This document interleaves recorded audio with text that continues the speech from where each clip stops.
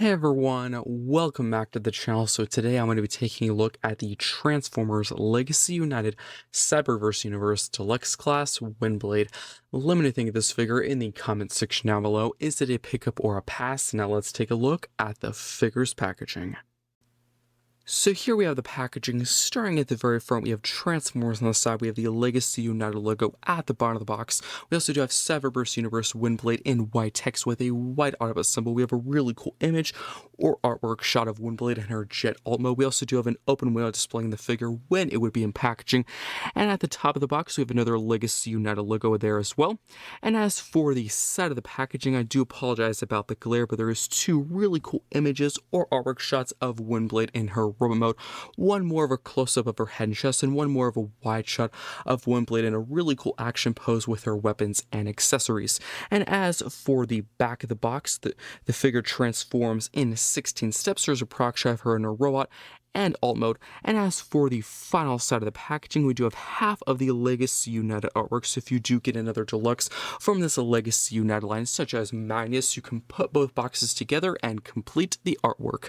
And that is pretty much it for the packaging. So let's now get into the review. So here we have Windblade in her robot mode. Let's take a look at the details, starting at the very top with the head sculpt. You do like the glossy black for the entire helmet section, with the really nice gold paint-ups for that entire crest section at the back of the head, with some more gold at the sides of the face, with some more white for the face itself, and it's like that bright blue for the entire forehead and eye region of the head, and there's some really nice red paint-ups for the lips and those outer section of the eyes. And now taking a look at the wings, I am aware the wings, their main function or purpose is for the jet mode, but I don't think it was the smartest decision to have the bottom side or the other side of the wings facing forward in this mode, because if you actually do take a look at the wings close enough, there's actually quite a few hollow gaps and spaces. There's a lot of waffling. There's actually two mech-tech ports for each wing, which I'm perfectly fine typically with mech-tech ports, because of course they're used for accessory storage. That's fun and all, but when you're not using them, they just look like random holes and gaps. So I think it would have been nice if they could have had these bottom side of the wings look just as good as the top side, because this looks really good, and it makes no sense to me to have this pretty side of the wing face back, and of course when the ugly side is facing forward where it's more present and seeable. So I really don't agree with that choice on Hasbro's part. But now taking a look at the rest of the figure, I do like these really cool kind of armor pads. The shoulders done that really nice glossy red color for the base color of the figure. Now moving to the chest, I do like these really nice red sections here with the really nice bright blue and that classic Autobot symbol done in red, with some more gunmetal gray for the entire stomach region, with some really nice sculpted and overlapping panels. I do like these really cool kind of fins sticking out of the forearm with the really nice black and blue and red for the entire forearm guard. And now taking a look at the lower portion of the figure, I do like the red and black for the top of the legs and the crotch, and there's some more blue and gunmetal gray for the front of the legs, with some really nice kind of layered venting panels there and some nut and bolt detailing. And there is some more black for the feet. And if you actually do take a look at the side of the leg, this is actually one of the areas where it's somewhat customizable in the appearance of this piece. There's actually some more fin pieces, mostly to do with the jet mode. And of course, you can have them kind of compact and flat like this if you want to, if you don't want anything sticking out. But if you do want the figure to appear a bit more angular, more panels sticking out, you can actually hinge these out, because they do that for the jet mode. But it's entirely up to you.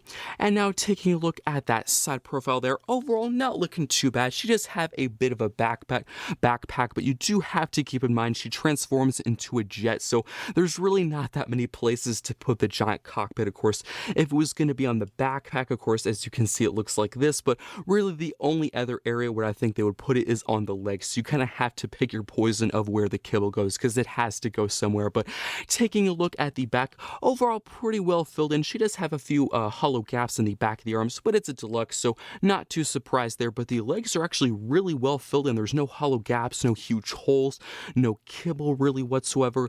And I do have to really appreciate all these amazing details on these wings here. I just really wish they were facing forward, because that would have looked so much better. But I do like that really nice sculpted in turbine with the silver and the black, and that really nice kind of nut and bolt detailing sculpted in with these really cool kind of spikes sticking out the wings there.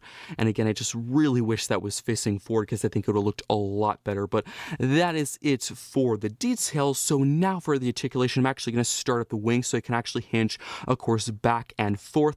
Unfortunately, I do have to mention the tolerances right now. I do typically mention it, of course, once I'm done with the articulation, but I have to mention my wings on Windblade are pretty floppy. They really don't move on their own, but whenever I'm actually messing with the figure, you can somewhat kind of see them like jiggle and flop a little bit. So I kind of wish that hinge was just a tad bit tighter, but it can also hinge up and down. This hinge here is a lot more secure and tight than, of course, the one that actually goes back and forth.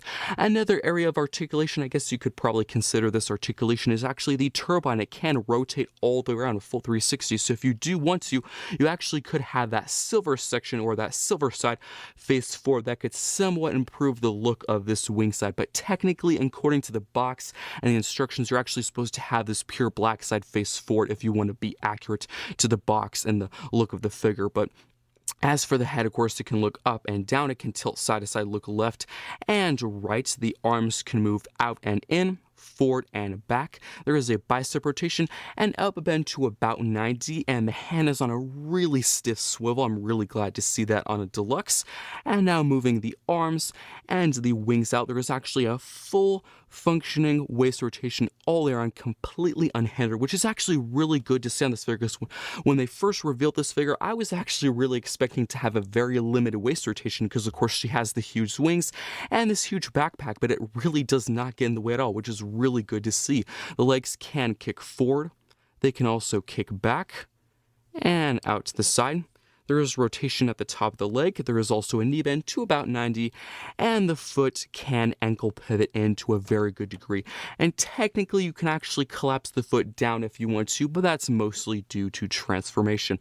Now, let me just quickly straighten up the figure, and then we can take a look at her two accessories. I do have to say, one complaint I have with tolerance, again, of course, minus the wing, is her feet. She actually does have a tendency to fall over, so I do apologize if that happens at some point during this review, because her feet are not the most stable. They really rely on the heel spurs, and the heel spurs are not really the biggest pieces. They're just these small little fin pieces back here, and they're not very stable. So again, I do apologize if she stands a bit lopsided, because she's not the most easy to like stand and pose around. So it's kind of unfortunate with this figure, but I straightened her up as best I could. So now taking a look at the accessories, one that's actually already present on the figure is this entire back crest section. So you actually technically can remove this, and she's supposed to be able to hold it. I'm actually not entirely sure why.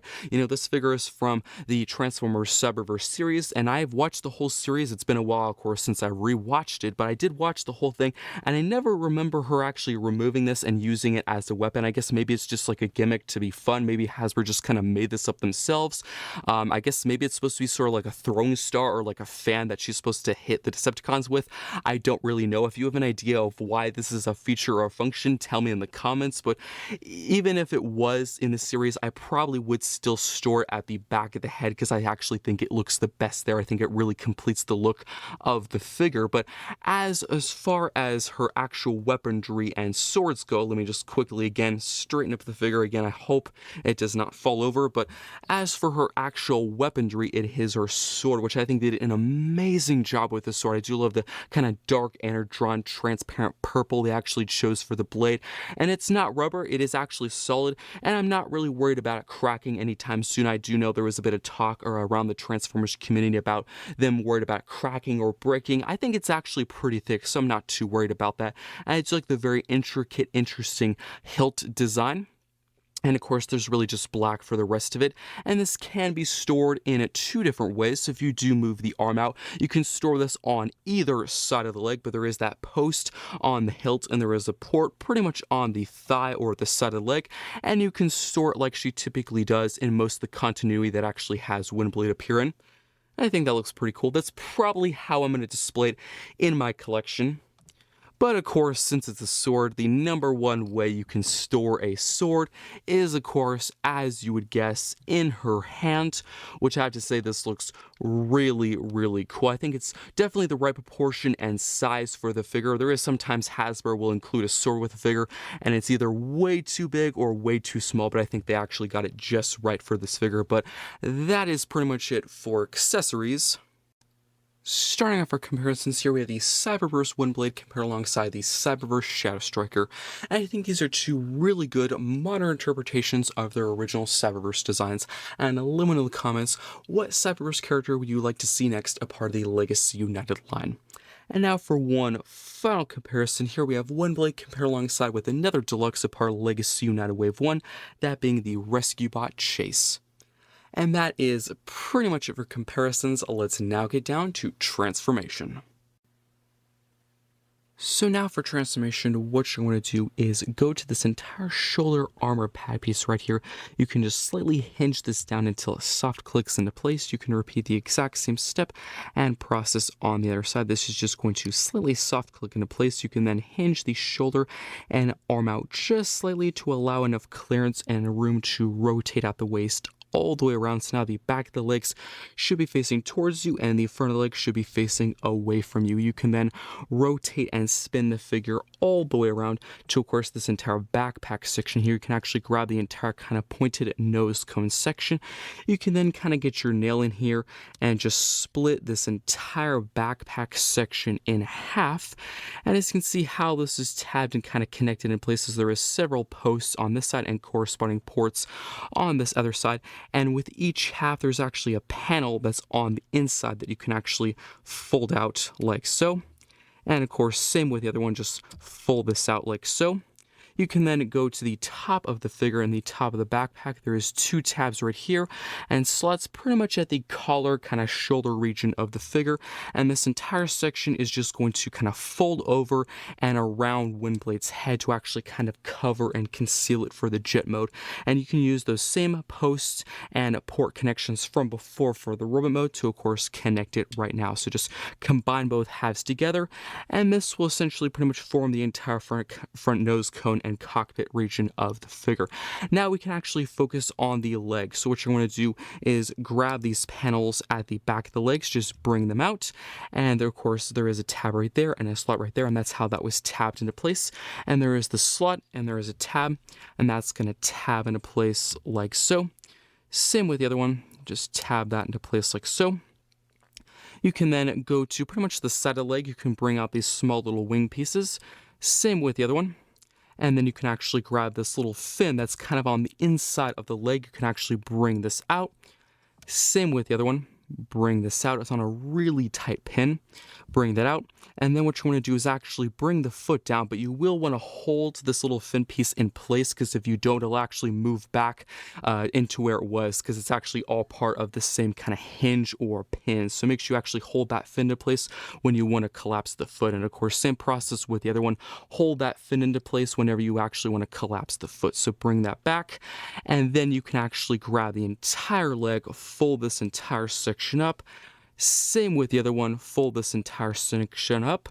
And now here's part of the transformation where it's a bit different. So if you do want to store the sword accessory on the jet, I would actually advise to do it right now, not finish the transformation, attach the sword accessory first, then finish it, because if you do it later, you're going to have to untransform the figure anyway. So it's just easy while you're transforming the figure just to attach the sword accessory. So what you want to do is, of course, have the accessory present right now, but there is actually two ports on, of course, one on each side of the leg, and there is posts on both sides of the hilt of the sword, and that's just going to plug into place like so.